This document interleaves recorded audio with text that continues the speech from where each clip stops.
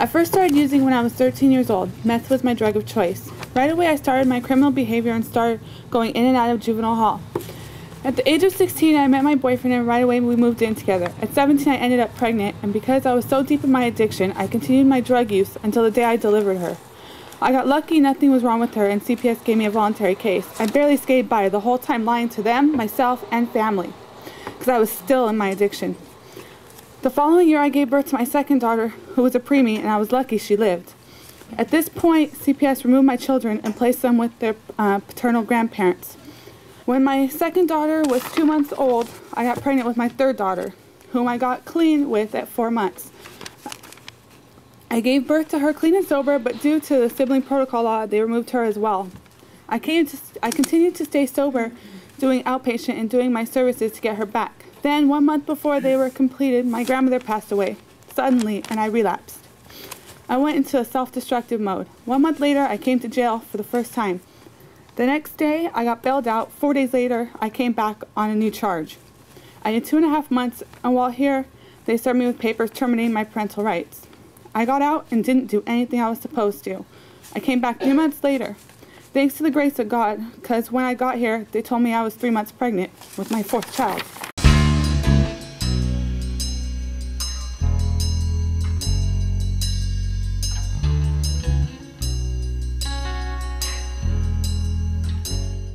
Ten years ago, the Office of Women's Policy was founded by Supervisor Blanca Alvarado, who believed very strongly that gender matters and that policy making must take into account the needs of women. We work very closely with the Commission on the Status of Women, and one of the big interests of the Commission for a number of years has been what is happening to women in our local jail system. I'm Edward Flores. I'm the chief with Santa Clara County Department of Correction. The Department of Correction is amongst the largest systems, local systems in the United States. It's the 5th largest system for California and about the 15th largest system in the nation. There has been a trend that has been identified by the Jail Population Task Force. From the years 2000 to the years 2005, the rise in the male population was about 4%, while the rise in the female population was 8%, which is a very alarming rate. It became clear that there were a lot of unknowns about what was happening with females that were coming into the criminal justice system. We were hearing reports of women being arrested more frequently for domestic violence, increase in drug arrests, and also rates of incarceration that were outpacing the rates for men, almost 2 to 1.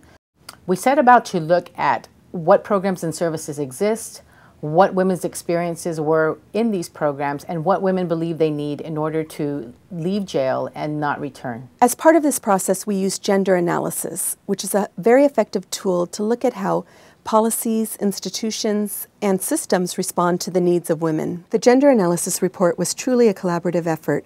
We worked with over 72 stakeholders from multiple perspectives to engage in meaningful dialogue about what is happening with women in our jails.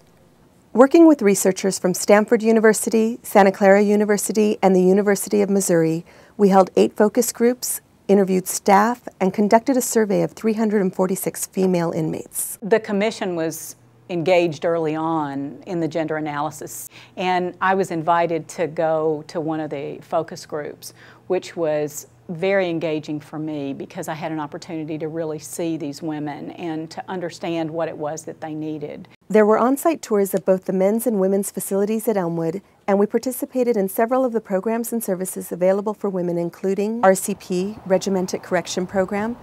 This program is designed for serious substance abusers, and they use a combination of innovative classes and group activities. Our survey results found high rates of long-term domestic violence and pathways of criminality stemming from life circumstances, along with a variety of substance abuse issues. I've been with the department for over 17 years, and I've worked both the men's facility and the women's facility. What I've seen firsthand is that when these programs are designed for women specifically, that they work better. Most significantly, we found that 78% of the women surveyed are mothers, and that 36% have children under 5. Patty cake, patty cake. PACT, Parenting and Children Together. This award-winning program allows mothers to receive intensive parenting skill building and participate in a weekly extended visit with their children. Sing to Elijah, celebrate Elijah, sing with an open heart. Elijah, did you want to sing it to your mom? I want Mama. Okay. Sing to Crystal, celebrate Crystal. I have been in here now almost 11 months. And when I came in, I never recognized the damage that I've done to my children or how to really handle their development stages. Impact Parenting Program, they teach us a lot about the stages, the different ages and stages, about the damage that we've done to our children and how to reunite with them and to fix that damage with them. And personally with me, when I first came to the program, I thought that I knew everything until I started listening to the teachers and going through some of the studies and reading books. I know I don't now, and that I'm able to be a parent now and learn and let somebody else correct me. And you know, I've learned a lot about my daughter who's Down syndrome also, with Pat's help, and that she's a little bit, her stages are behind compared to normal children. You know, she's like about 6 months behind. She is 14 months right now. She's learning how to crawl, which is really neat. Oh, that's so cute. I want to cry.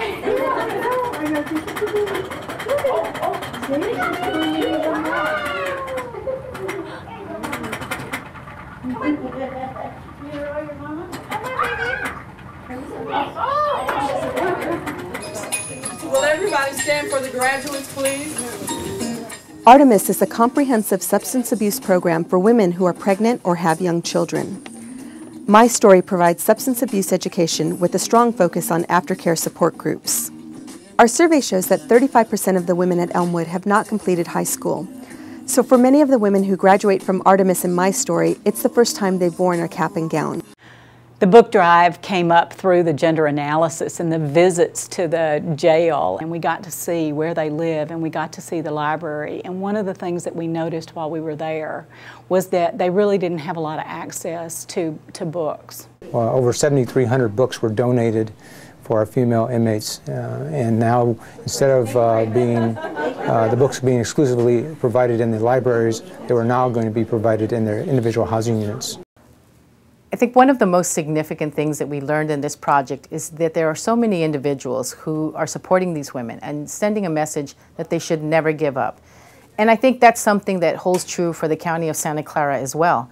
This report is only a first step, and it's the beginning of a long process, and we can't give up on these women. Well, the Department of Correction and I are committed to using gender analysis and working with the Office of Women's Policy and the Commission on Status of Women to continue to assess the needs of our female population.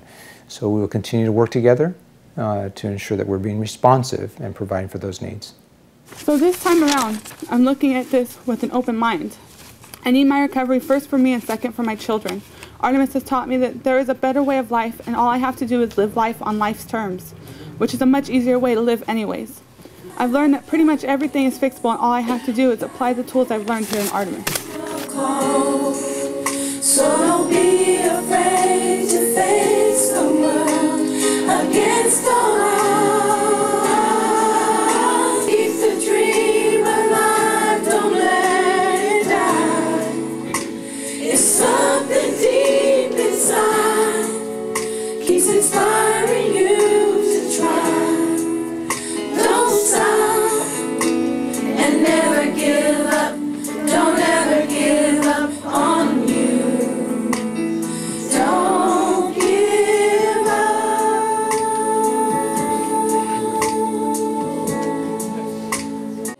Every step you take, you hit closer to your destination.